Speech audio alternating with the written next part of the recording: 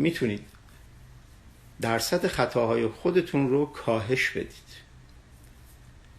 درصد به یاد آوردن هاتون رو افزایش بدید. و الا این که ما اشتباه میکنیم، بندم اشتباه میکنم، فکر میکنیم من همیشه مثلا هیچ کار اشتباهی دیگه نمیکنم؟ نه.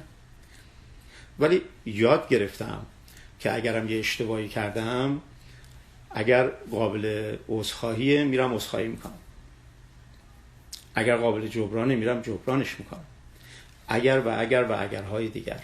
بنابراین یاد گرفتم چگونه اون اشتباه خودم رو برطرف بکنم. دیگه نمیشینم هی قبطه بخورم، ناراحت بشم، دیگران رو بد بدونم، خودم رو دیگه بگم او هیچکی مثل من نمیشه، من یکی یه دونم فلانم.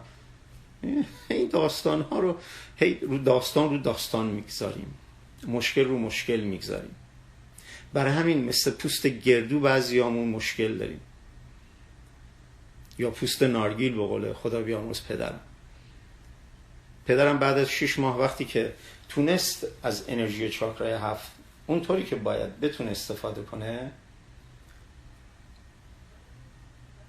گفت من یک دفعه دیدم این یک چیزی درون من شکسته شد که به سختی پوست نارگیل بود.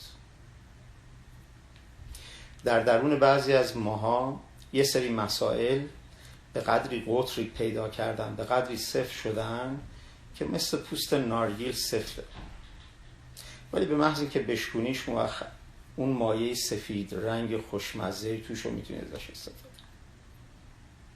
این شد.